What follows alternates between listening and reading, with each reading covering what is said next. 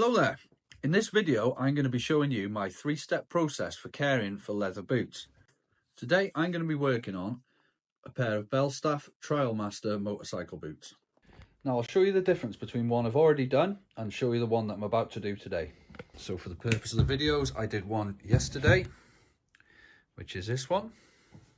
These are a used pair, obviously. And here's the one that I haven't done yet. As you can see, the leather doesn't look quite as nice and shiny and hydrated. So let's get started. Step 1. I'm going to use a soft brush just to get rid of any little bits of dirt and hairs that are left over. These boots are already pretty clean, so there's no need to go using any saddle soap or anything like that. But it is important to get rid of all the bits of dirt to give yourself a nice dirt-free boot. So the first product I'm going to use is Leather Honey Leather Cleaner. This stuff comes pre-diluted, so you get yourself a nice soft rag, lint-free. Get some of this, and just don't need too much, just enough to get yourself about a hand-sized wet patch like that, and just wipe over the boot. Make sure you get in every little bit. Make sure you get right in these creases. You can use a little toothbrush if you want to get them extra clean, but like I said, these aren't too bad, and I've already given them a brush off before. How much you use depends on how dirty your boots are, really. Just get them to the point where you're happy that it's not bringing off any more dirt and you've covered every area. There we go, one clean boot. Now there's a bit of sun coming through the window, so I'm going to leave it in the sun and just give it about 20 minutes to dry. Okay, they've had 20 minutes, so they're nice and dry now. It's time for step 2, conditioning the leather. For this step, I'm using Leather Honey Leather Conditioner. So get a different rag to the one you used before, and this stuff is a little bit thicker. And just do the same kind of thing again. Get a bit on the rag. Now this will sort of make them look darker, instantly shinier and darker. I just like to make sure you get a nice good coverage. Now this is supposed to hydrate the leather and help make it last longer. I almost forgot, for this step, it's good to stuff your boot full of whatever you've got, really. Paper, I've even got some bubble wrap, it doesn't really matter. It's just to get the boot into the shape that it's supposed to be, and to sort of pull out the creases so that when you're conditioning it, you can get it right inside the creases to help bring the shape back to the boot. Make sure you get right in these creases. These are the bits that are going to dry out and are more susceptible to cracking if they're not done properly.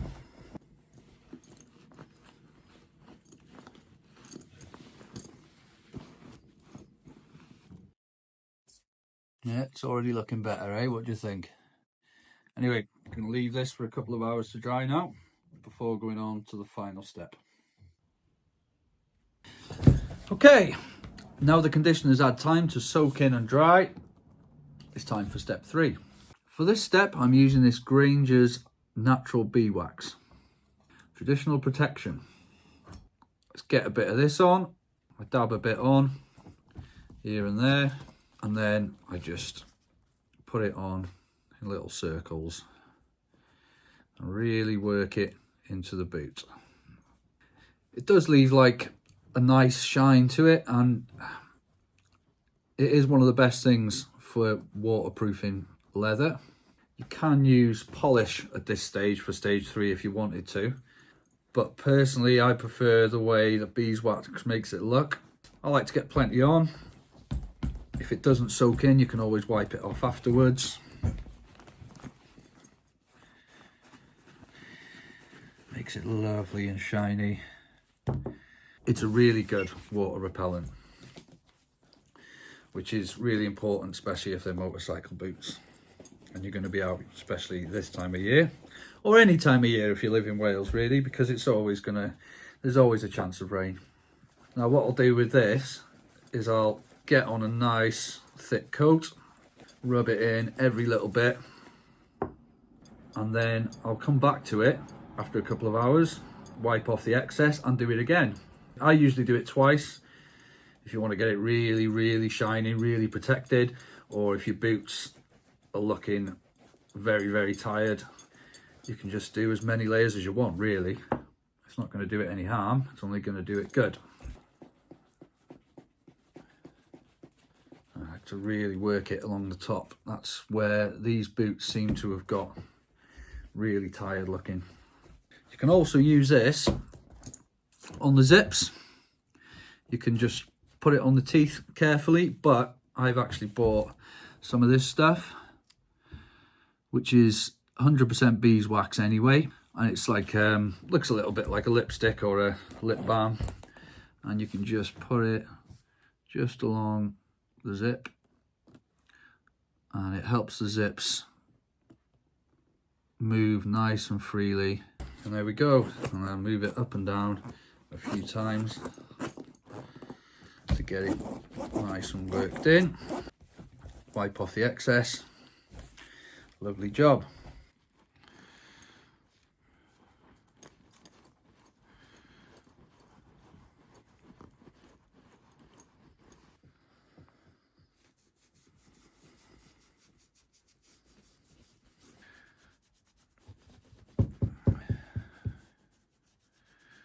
Let's get right down in these gaps here.